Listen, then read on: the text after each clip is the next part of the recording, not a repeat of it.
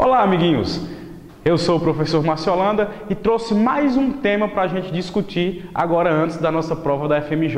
Eu vou falar com vocês sobre oxidação nos alcenos. Lembrando, um alceno é um hidrocarboneto com ligação dupla, um hidrocarboneto insaturado. Os hidrocarbonetos insaturados, os alcenos, podem sofrer reações de oxidação, uma reação com oxigênio. E ela pode ser de três tipos. Pode ser uma oxidação branda, uma oxidação energética ou ainda uma ozonólise. A oxidação nos alcenos pode ocorrer de duas formas.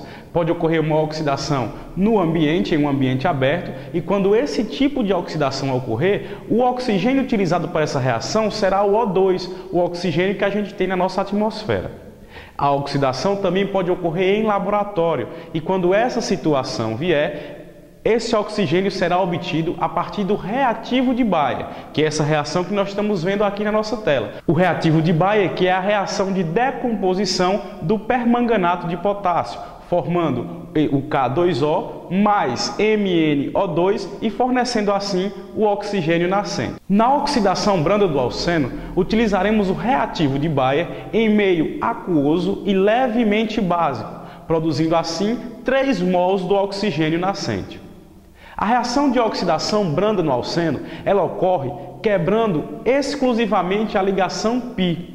A ligação π será a ligação que será quebrada nesse tipo de reação de oxidação, formando assim um diálcool vicinal, ou seja, 2 hidroxilas em carbonos vizinhos. Vejamos um exemplo de oxidação branda. Esse exemplo é um exemplo que já caiu na prova da FMJ. Nós temos o eteno reagindo com o permanganato de potássio em meio aquoso e levemente básico, produzindo assim um diálcool vicinal, o etanodiol. O alceno também pode sofrer uma oxidação energética, e na oxidação energética, o alceno vai reagir com o permanganato de potássio em meio ácido. E esse meio ácido fará com que o permanganato de potássio, na sua decomposição, forneça 5 mols do oxigênio nascente. E nesse tipo de oxidação, ao contrário da oxidação branda, será quebrado a molécula do alceno. Então nós quebraremos a molécula do alceno na ligação π,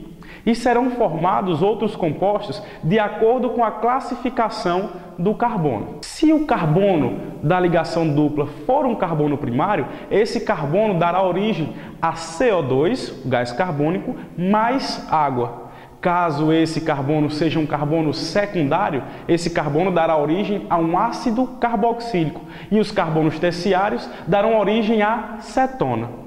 Vejamos o nosso exemplo do propeno. O propeno, reagindo com o permanganato de potássio em meio ácido, rompe-se a molécula na ligação dupla e o carbono da ligação dupla, o carbono primário, irá formar CO2 e água e o carbono secundário formará um ácido carboxílico, que nesse caso é o ácido etanóico. Falando agora de ozonólise, o nosso mesmo alceno pode reagir com o gás ozônio, quebrando também a ligação π, formando um composto chamado ozoneto. Após a formação do ozoneto, o mesmo irá sofrer uma reação de hidrólise, originando assim novos compostos, de acordo também com a classificação dos carbonos da ligação dupla. Caso o carbono seja um carbono primário ou secundário, esse carbono produzirá um aldeído, e se o carbono for terciário, dará origem a uma cetona.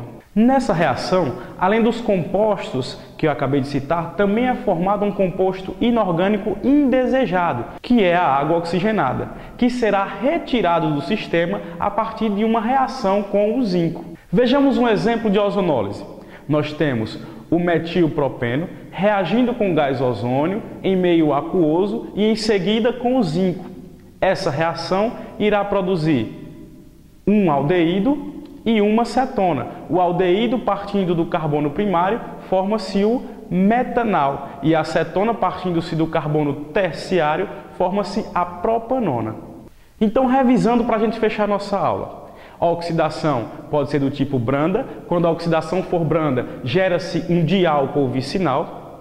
Oxidação energética, de acordo com a classificação do carbono. Lembra disso? Carbono primário forma CO2 e água. Carbono secundário forma-se ácido carboxílico. Carbono terciário forma cetona. Já na ozonólise, também os produtos serão formados de acordo com a classificação do carbono. Carbono primário e secundário forma o aldeído. E já no carbono terciário, formamos uma cetona. Então, continue o seu estudo, resolva o máximo de questões que você conseguir e domingo, 17, estaremos lá na prova da FMJ. Bom estudo e boa prova!